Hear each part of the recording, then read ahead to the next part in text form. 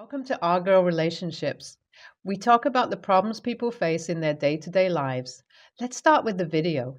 Hey everyone, I need to get something off my chest and see if I'm in the wrong here. So, I, 24, female, am getting married to the love of my life, 29, and it was supposed to be the happiest day of my life. But things took an unexpected turn when my father-in-law, let's call him Ron, demanded I serve him and his guests at my wedding. Yes, you heard that right. He actually said that it was my duty as a good daughter-in-law to serve him and our guests food and drinks throughout the wedding. I couldn't believe what I was hearing at first, and I assumed that he was joking, but he was dead serious. I told him that it was not something I'm comfortable with, and I don't want to do it on my wedding day. I mean, what kind of backward thinking is that?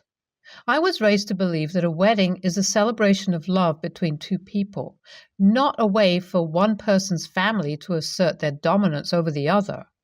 But here we are. So I made it clear to him that I will not be his servant on my wedding day or any other day, to be clear. I told him that I'm marrying his son, not him, and therefore he has no right to request me to do anything. He threw a tantrum after that. Ron was super mad and told me that he was outraged that I would refuse his request. He said he thinks he was being very reasonable and that I'm just a bad daughter-in-law. He even told me if I'm not willing to fulfill his request, he doesn't think I should be marrying his son at all. I asked him if he thought his opinion would matter to my fiancé. He said yes, that my fiancé, I'll call him Dan, would definitely side with him on this issue and that he most definitely would listen to my father-in-law if he demanded that the wedding should be stopped. I had to hold in a laugh at that point.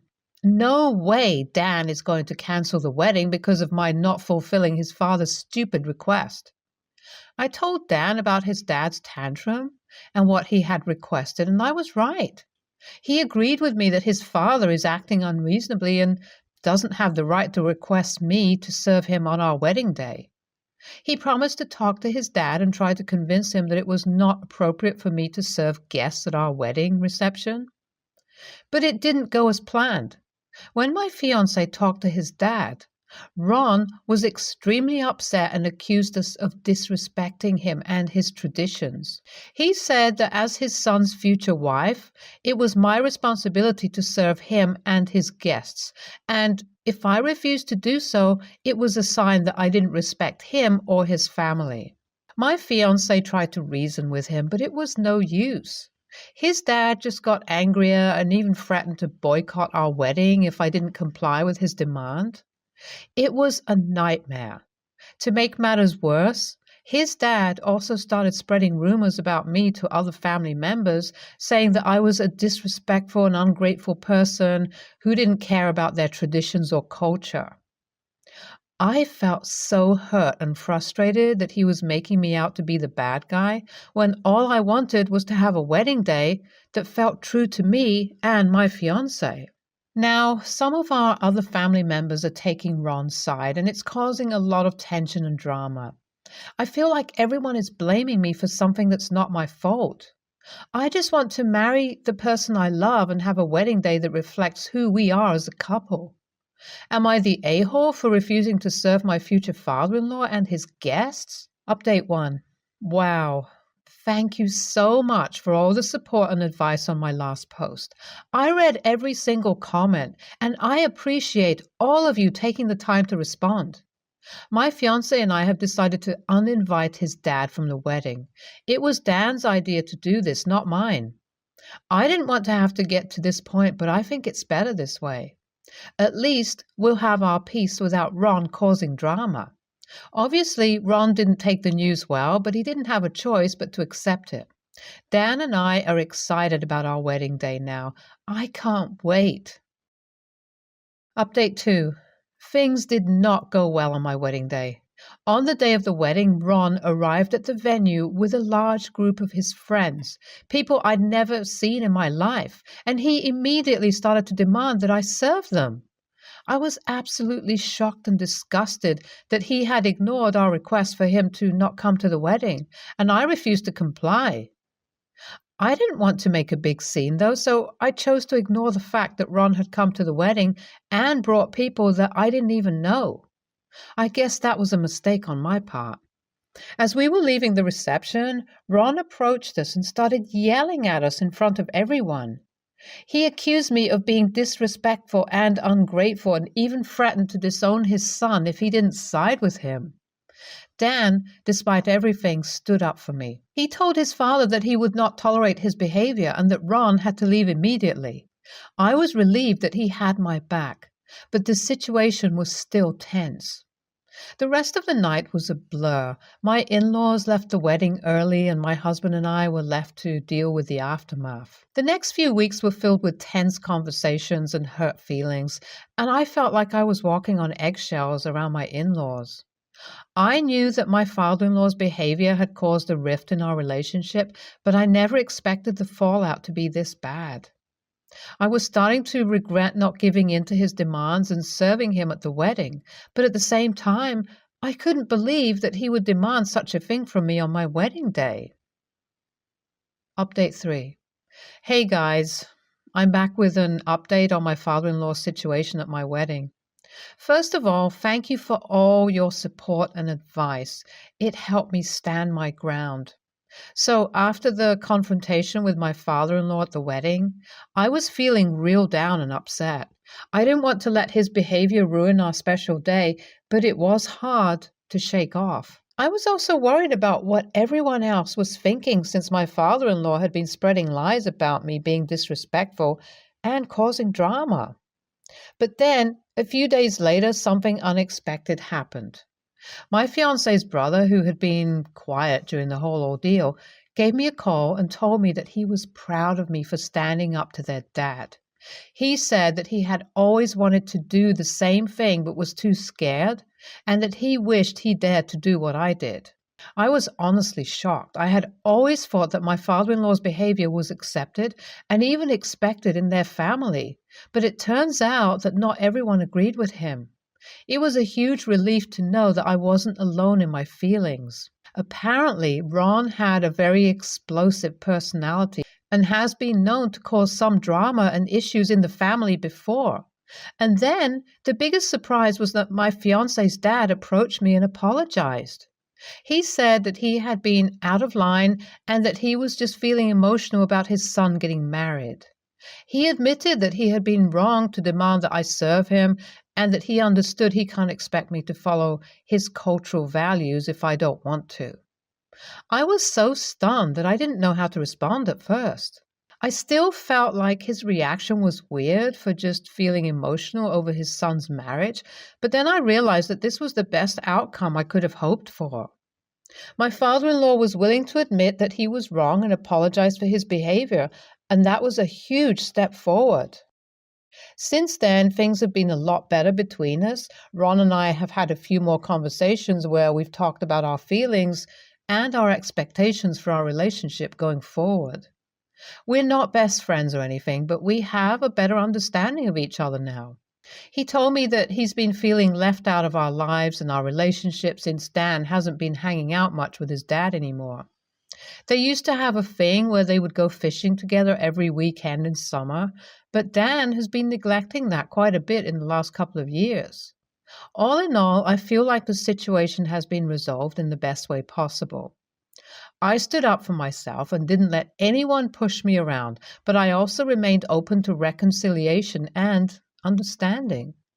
When I made the last post on here, I didn't think everything would turn out fine.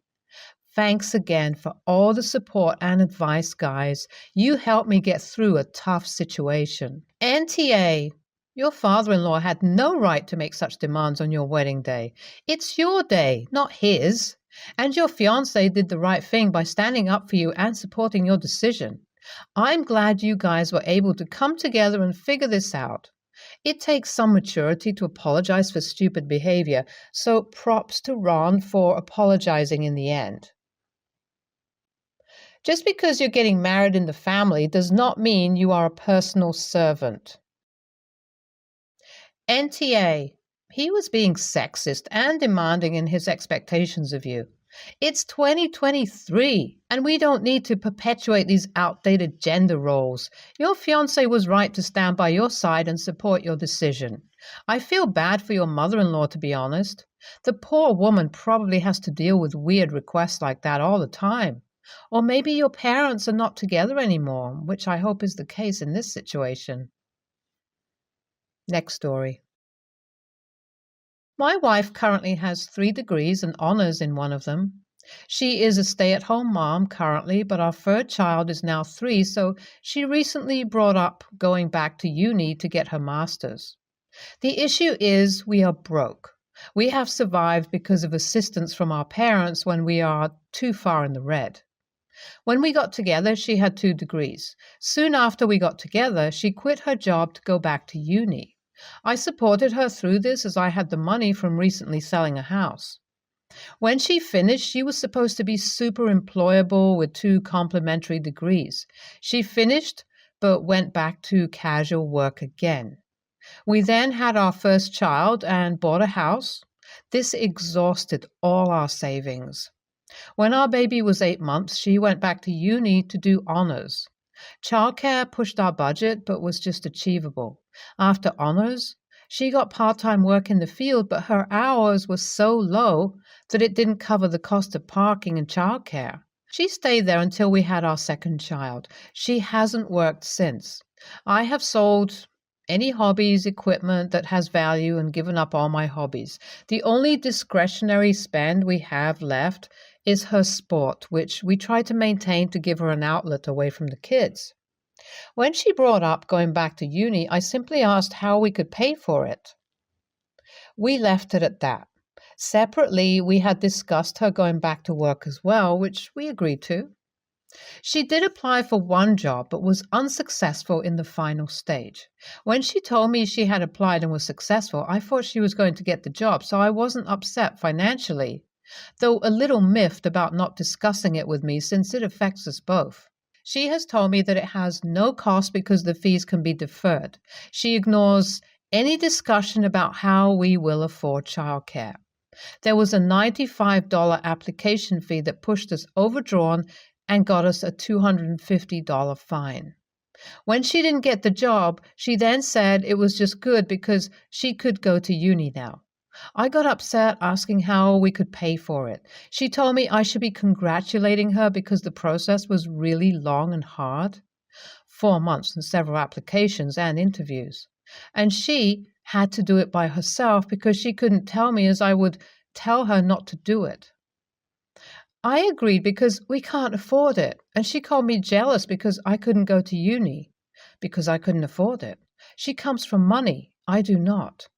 I accused her of being a professional student with no intention to work. I have also suggested I be a stay-at-home dad and she go back to work as her qualifications would enable her to earn roughly double what I can. But she refused because kids need their mother. She has no issue putting them into childcare, though. AITA? NTA, your wife sounds spoiled, and you're right about her being a professional student. You can't afford the children you have without financial assistance from your parents, but she avoids working. Your being a stay-at-home parent would be an excellent idea rather than pay for daycare because she has a much higher earning potential. But she quickly shut that down because she doesn't want to use her degrees to actually work. She may have blown the interview because she does not want to work. NTA, honestly, tell her you will quit your job and look after the kids and it's down to her now. Or I'd split up. Tell her the children need a roof over their heads. She doesn't need a 4th degree, and being with their dad is better than a childminder. You have every right to also be a stay-at-home parent. In fact, tell her you will split it 50-50 with her. You go part-time and she finds a part-time job. Or that she needs to run to her mommy and daddy and get some money, as you will no longer be the sole earner. Separate your finances. Don't let her overdraw and get you fined. Or tell her to ask her family to cover that fine. Also, tell her you won't pay for childcare. Her family can pay for that too. Next story. I, female 18, live at home with my parents and attend community college, so I can save up to transfer. My big sister, female 21, also lives at home but goes to a real college nearby. Her words. I've been looking for a part-time job and asked my sister if the restaurant she waitresses at has any openings. She said maybe, but that was a few weeks ago and I never followed up. Cut to the issue. She came to my room last week and asked me if I wanted to get lunch with her, and I said sure. I assumed we'd just go through the drive-through, so I wore fuzzy slippers, the outdoor kind, sweatpants, and a high school t-shirt, and my hair was kind of dirty in a bun.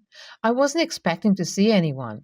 We've only ever gotten fast food together. We only eat at sit-down places with our parents. We pulled up to her restaurant, and I told her I wasn't really dressed for that, so could we eat somewhere else? She said to not worry about it, and we went in.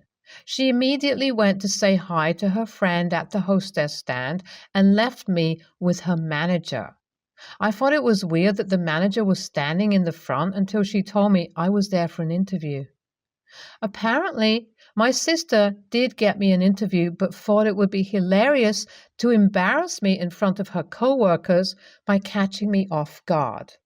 I was so shaken that I immediately said sorry, I wasn't expecting this, turned around and just left. At the time, my sister died laughing and didn't say much, but apparently she's now facing consequences at work because her manager's really upset at having her time wasted and thought what my sister did was unprofessional and not funny. I don't think she'll get fired, but she had her hours reduced and a formal write-up. Now, my sister's blaming me for making her look bad by not going through with the interview. Her friends have called me mean names, making me feel horrible, but I'm so torn. I haven't told my parents yet because I'm really embarrassed and I don't want to get in trouble. My friends are split between thinking I should have tried to be strong and finish the interview, but others are supportive of my decision. I don't know anymore. I'm just really confused. NTA, it was your sister who put you in this position. She thought it would be funny to humiliate you. I find jokes about you funny. Why don't you find jokes about you funny? So how is it your fault at all? You didn't say anything bad about your sister to the boss. You simply left.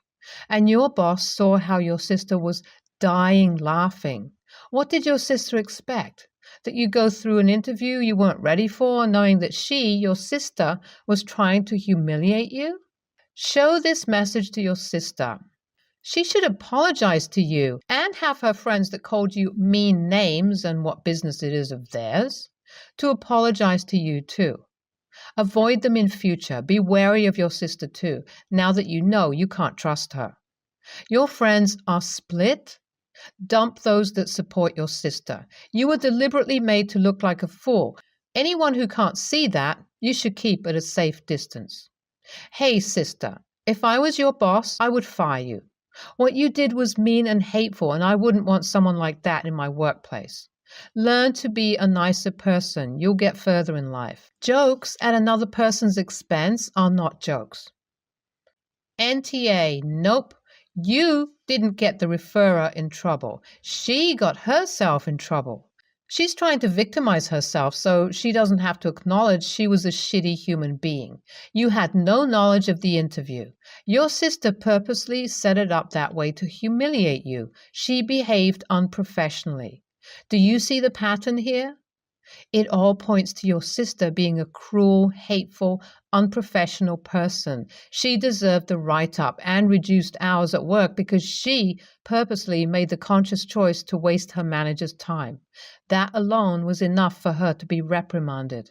Not to mention, I'm sure it made the manager extremely uncomfortable and feeling awkward with your appearance and lack of knowledge of the interview. I'm guessing the manager probably felt horrified and embarrassed too.